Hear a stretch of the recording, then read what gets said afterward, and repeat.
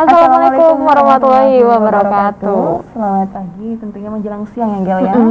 Tentunya bersama saya Sandra dan juga rekan saya Anggela Kasanova. Ya, jadi selama kurang lebih 1 jam ke depan tentunya kita akan membahas terkait sosialisasi, seleksi penerimaan mahasiswa baru tentunya di tahun akademik 2020-2021 bersama dengan narasumber yang luar biasa nih Gel. Benar, ini langsung banyak yang bakal kita tanya-tanya juga sih Mbak. Karena kan ini awal tahun yang buat penerimaan baru, apalagi di dalam pandemi COVID-19 yang ya kalau bisa dibilang banyaknya rintangan lah ya gitu kan, apalagi di dunia pendidikan juga seperti apa nanti kita bakal bertanya sih sebenarnya. Angga juga udah mulai bertanya-tanya tentang dunia pendidikan yang masuk di awal tahun, apalagi di mahasiswa ya Mbak ya kan.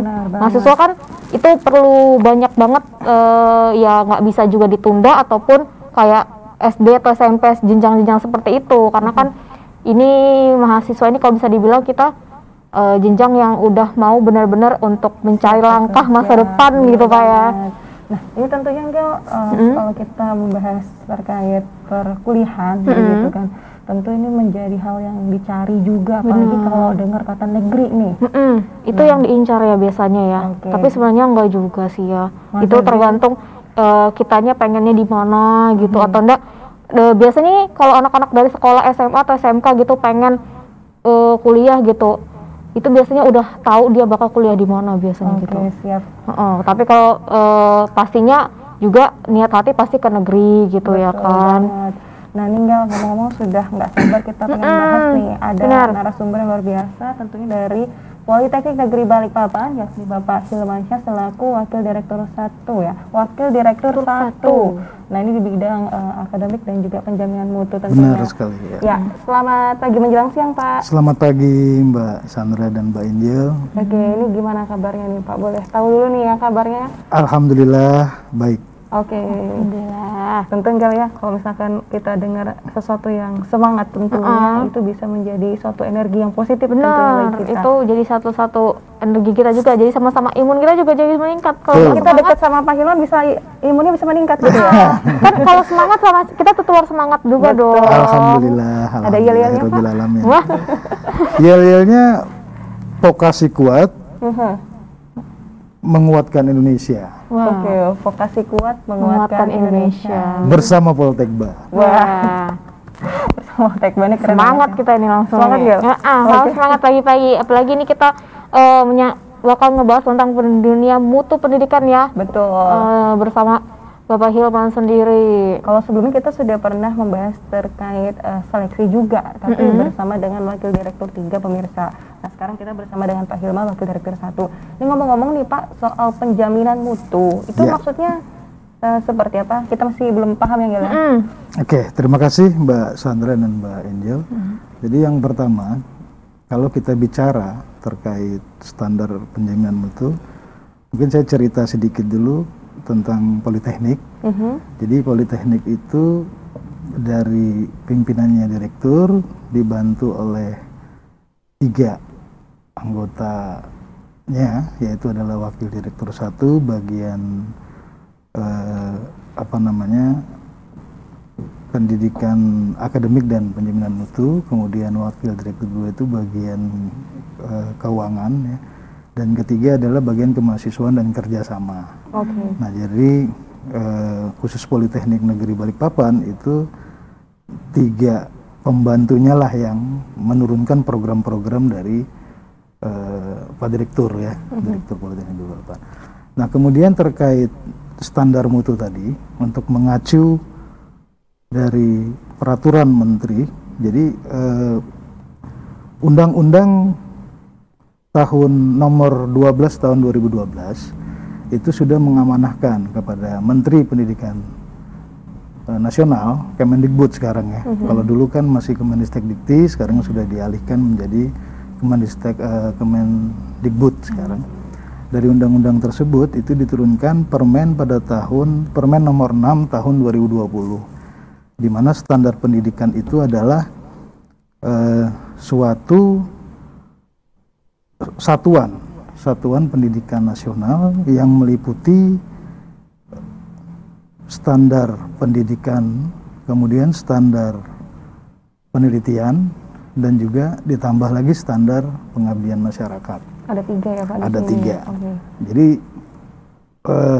kalau dulu mungkin hanya standar pendidikan saja, sekarang sudah ditambah menjadi 2-nya adalah standar penelitian dan standar pengabdian untuk masyarakat. Oke, jadi dari pendidikan Enggel ya? Pendidikan, penelitian, dan juga pengabdian kepada masyarakat. Betul. Lanjut lagi nih Pak. Ya. Kemudian apa sih poin-poinnya yang ada di standar kita? Saya sampaikan secara global saja. Jadi ada 8 item yang di dalam permen tersebut yang harus kita, semua pendidikan, khususnya politeknik ya, universitas, institut, itu harus melaksanakan adalah 1, bagaimana standar kompetensi pembelajaran. Kedua adalah standar isi pembelajaran. Ketiga, standar proses pembelajaran. Keempat, standar penilaian pembelajaran. Kemudian standar dosen dan tendik. Kemudian standar sarana dan prasarana. Yang ketujuh adalah standar pengelolaan pembelajaran. Jadi kan perlu pengelolaan ya dalam pendidikan pembelajaran tersebut. Kemudian yang terakhir adalah standar pembiayaan. Jadi walaupun rencana kita sudah, pemetaannya sudah bagus, tapi harus disupport atau didukung oleh pembiayaan, terutama tadi dari sarana dan prasarana. Jadi 8 kriteria itulah sebagai acuan kita, khususnya di Politeknik Negeri Balikpapan, untuk melaksanakan itu. Jadi dari undang-undang diturunkan ke permen nomor 3 tahun 2020. Ada 8 aspek nih ya. Banyak banget tadi, tapi semuanya terkait pendidikan, begitu. Sampai tadi ada pengelolaan, juga sampai pembiayaan. Pembiayaan benar. Ya. Ini kalau misalkan dengar kata biaya agak pusing sedikit kepalanya nih. Tapi kalau misalkan di Politeknik tentu bisa terjangkau ya Enggel ya. Insya Allah, insya Allah. Dan tadi di situ ada 8 nih Pak, itu mencakup dari yang 3 tadi ya? Ya. Atau terbagi masing-masing nih Pak? Ya, jadi dari 8 tadi itu mewakili yang 3 tadi, artinya bagaimana mensupport yang 3 tadi. Jadi misalnya kayak standar pendidikan kan harus ada pembiayaannya ya, ada pengelolaan, kemudian pembiayaannya dan sebagainya. Jadi dari 3 tadi harus disupport sama yang tadi. Seperti itu, yang 8 tadi standarnya. Lalu untuk saat ini seperti apa Pak? 8 aspek itu berjalan sebagaimana mestinya sudah ya? Sudah kita laksanakan. Walaupun belum optimal, karena begini, misalkan dari pembiayaan saja, misalkan dana dan sebagainya, itu kan karena ada pandemi COVID ini mungkin ada beberapa yang diarahkan ke pandemi gitu, dibayarkan atau diinikan di pandemi kan gitu. Tadi nih Pak, dialokasikan ya. Dialokasikan ya Pak ya. Ada bantuan juga berarti Pak dari Politeknik untuk meringankan seperti itu? Kalau bantuan hibah ada dari Kemendikbud, biasanya kami diberi beasiswa. Larinya ke beasiswa ya Pak ya. Ke beasiswa untuk calon siswa ya. Makanya ada program KIP yang sekarang dan sebagainya. Seperti itu. Jadi memang dari pemerintah sudah memberikan terobosan-terobosan untuk katakanlah masyarakat yang ada di Indonesia untuk bisa sekolah, kan seperti itu. Pak. Bisa melanjutkan pendidikan. Kalau dari 8 poin tadi gitu Pak, buat masa pandemi saat ini, apa ada kendala yang belum bisa teratasi dari tugas-tugas dari 8 poin itu sendiri Pak, untuk dari Politeknik karena tadi kan belum dikatakan belum optimal gitu ya. Kayak contohnya tadi kayak pembiayaan gitu kan Pak. Misalkan, nah yang lainnya ada nggak kendala yang sulit buat diterjunkan langsung gitu? Ya, kalau di lapangan selama ini yang kita laksanakan mungkin di teknologi informasi ya, dalam sistem pembelajaran misalnya. Sistem pembelajaran itu kan harus kita betul-betul menyiapkan sarana prasarananya yang harus kuat. Misalnya internet saja, contoh saja. Nah, dari internet itu kan harus lebih bandwidth-nya dan sebagainya itu bisa mengakomodasi dalam pembelajaran kita, pembelajaran anak didik kita seperti itu. Karena memang permasalahan-permasalahan yang ada di lapangan biasanya dari mahasiswa sering nggak apa namanya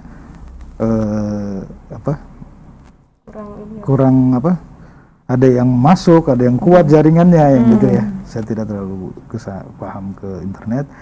Jadi intinya bagaimana kita Politeknik Negeri Balikpapan itu sudah bisa sekarang mengakomodasi itu untuk mahasiswa kita. Seperti itu. Nanti rencana ada diperkuat lagi nggak Pak supaya bisa mengakses semuanya? Iya, bagus. Jadi memang kita lagi rencana menambahkan dari pihak unit kita UPTSI, unit pengelola sistem informasi, kita sudah tambahkan bandwidth-nya agar bisa apa namanya melakukan perkuliahan secara Zoom seperti itu. Praktikumnya juga boleh kita lakukan, bisa disimulasikan seperti itu ya, menggunakan video-video yang ada di YouTube dan sebagainya seperti itu. Nah, jadi harus didukung itu tadi. Iya benar. Nah kemudian nih Pak, tadi kan artinya bandwidth-nya tadi akan diperkuat, kemudian juga tadi dengan akses Zoom yang ya. Nah ini kan secara virtual ya. Secara virtual, kemudian tadi praktiknya dengan simulasi gitu ya. Bisa. Apakah ini efektif Pak untuk proses belajar, karena kan beda ya Angel ya? Beda benar, secara virtual dengan secara langsung ya. Betul sekali. Jadi terima kasih. Politeknik itu punya range itu kan 70% praktikum, 30% teori kan gitu. Jadi namanya politeknik, apalagi politeknik vokasi seperti Politeknik Negeri Balikpapan, artinya adalah memberikan keahlian tertentu ya, yang berupa terapan yang kita kasih kepada peserta didik kita. Jadi karena range-nya tadi 70 sampai 70 dan 30% tadi, dikondisikan ya harus praktek